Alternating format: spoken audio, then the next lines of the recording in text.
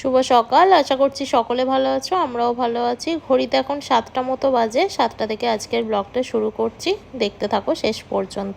তো কাল রাতেই তো বাপের বাড়ি থেকে ফিরেছি, আর তারপর আজকে পরদিন সকালবেলায় তো সংসারের তো নানান রকম কাজ আছে, তার মধ্যে প্রথম কাজেই হাত দিলাম, সেটা হচ্ছে রান্নাঘর পরিষ্কার।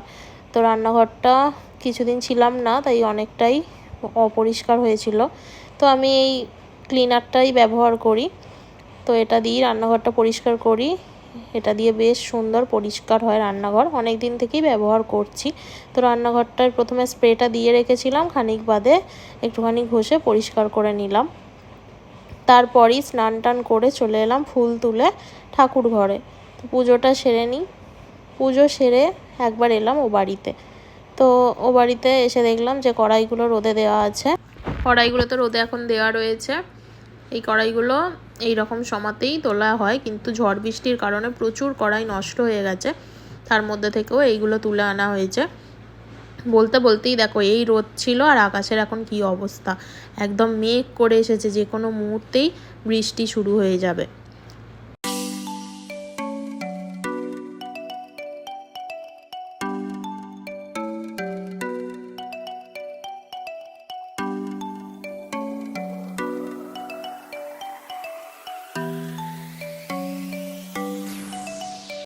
আর রোমিওর অবস্থা দেখো, আজকে তো ও স্নান করেছে, আর ওর কাজ হচ্ছে আমাদের গেটের দিকে কান করে রাখা। এই যে চিৎকার করতে শুরু করেছে, দুধওয়ালা কখন আসবে বা কেউ বাড়িতে আসছে, সে যদি এসে বেলটা বাজায় কি গেটের আওয়াজটা করে, ব্যাস তারপরেই ওর এরকম চিৎকার।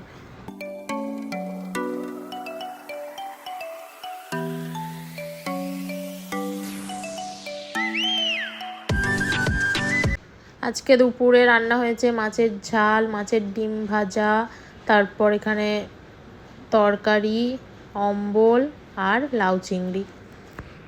আমরাও খাওয়া দাওয়া করে নিলাম, আর সাথে রোমিওকেও খাইয়ে দিলাম। ব্যাস বিকেলবেলা থেকেই একদম আকাশের অবস্থা দেখো, ঝড় উঠে গেছে, এখন 4টে বাজে। সৌরভও দুপুরে খাওয়া দাওয়ার পর একটু বেরিয়েছিল, এইমাত্রই বাড়ি এলো। বাড়ি আসার সাথে সাথেই আমি বলছি যে দেখো আকাশের কি অবস্থা, এক্ষুনি ঝড় হতে শুরু হয়েছে, আর আমাদের ব্যাস একটা বড় ক্ষতি হয়ে গেল। আগের দিনে জাম গাছটা ভেঙে পড়েছিল, আর আজকে দেখো আমাদের ফুল গাছটা, নাকচাঁপা ফুলের গাছটা ভেঙে পড়লো। অনেকটা বড় হয়ে গিয়েছিল, লম্বা হয়ে গিয়েছিল, আর তারপরে একদম উপর থেকে মাথাটা ভারী হয়েছিল যেহেতু, ব্যাস ভেঙে একদম গোড়া থেকে পড়ে গেল।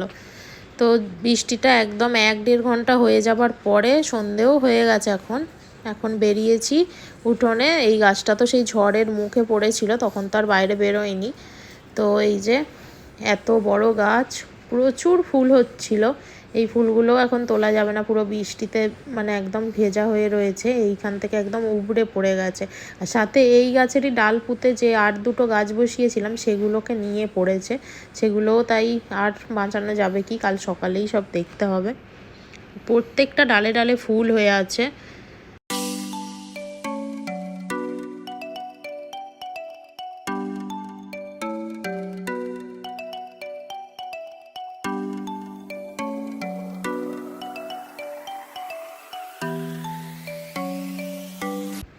তো গাছ থেকে লেবু ঝরে গেছে, এই 3টে লেবু কুড়িয়ে নিলাম। প্রচুর লেবু হয়েছে গাছটায়, আর এগুলো এখনও রস হয়নি বলে তোলা হয়নি, কিন্তু ঝরে যাচ্ছে ঝড়ের জন্য। আর এর আগের দিনের ঝড়ে তো জাম গাছটা অনেকটা ডাল ভেঙে গেছে অনেক, আর এবছর সেইভাবে জাম হবেও না হয়তো। তো একদিন করে বৃষ্টি হচ্ছে, ঝড় হচ্ছে, আর একদিন করে একটা করে গাছ ভেঙে পড়ছে। তো গুড মর্নিং, আজকে হচ্ছে নেক্সট ডে। কালকের ব্লগটাই আজকেও কন্টিনিউ করছি। তো সকালবেলায় ঘুম থেকে উঠেই প্রথমেই একদম উঠোনে যে গাছটা কাল ভেঙে গেল, সেই গাছটার দিকেই প্রথমেই চোখটা গেল, যে গিয়ে দেখি। কাল তো রাতে ভালো করে দেখা হয়নি, আর কালকে ওই বৃষ্টির পরে আর সারা রাত কোনো ঝড় বৃষ্টি হয়নি। তো এই যে এখন কিছু ফুল তুলে নেব, যে কটা তোলা যাবে।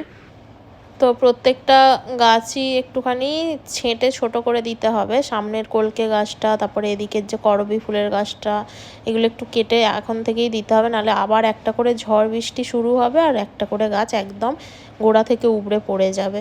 তো এই যে দেখছো প্রত্যেকটা ডালে ডালে একদম ভরে ফুল রয়েছে, মানে কুঁড়িও আছে এত, আর ফুলও ফুটে আছে প্রচুর।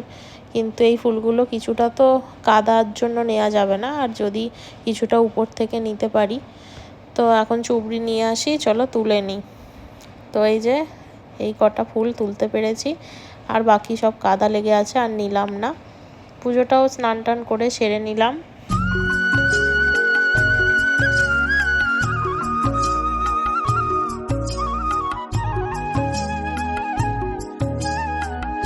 খাওয়া দাওয়া হলো, এরপর এখন চিকেন স্টু বানাবো।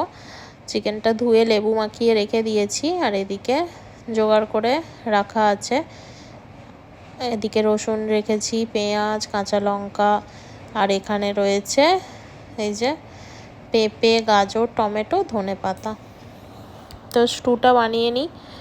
এদিকে স্টুটা হতে থাক, এখানে পেঁয়াজটা তো ভাজতে সবে বসিয়েছি। আর তারপর চলো তোমাদেরকে বাইরে দেখাই। সৌরভ এখন সামনের যে আমাদের কলকে ফুলের গাছটা রয়েছে, ওই গাছটাই এখন কেটে ছোট করে দিচ্ছে।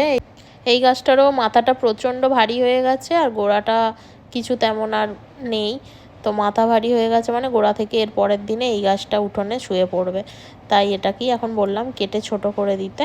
আর তারপর এই যে এখানে এখন চিকেনগুলো দিয়ে দিয়েছি, রসুন কুচিও দিলাম, একটুখানি গরম মশলা দিয়েছি, তেজপাতা দিয়েছি, গোটা গরম মশলা, কাঁচা লঙ্কা দিয়েছি। আর তারপর চিকেনগুলো এখন ভালো করে একটুখানি ভেজে নিয়ে তারপরে এর মধ্যে মশলাগুলো দেব।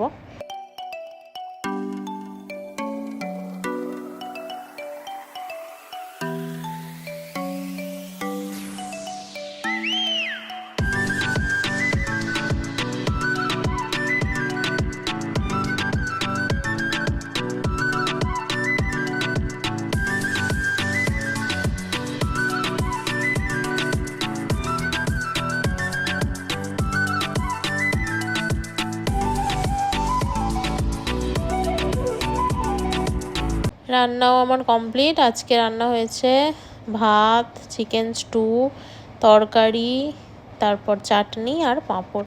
Good evening. ইভিনিং আর নেই, এখন রাত্রি 9:30 মতো বাজে। আজকে সন্ধ্যা থেকে সেই 7টা থেকে টিভি দেখছিলাম একভাবে, একটার পর একটা দেখতে দেখতে। তারপর এখন 9:30টার সময় সারেগামাপা দেখছি। রোমিও এখানে শুয়েও রয়েছে।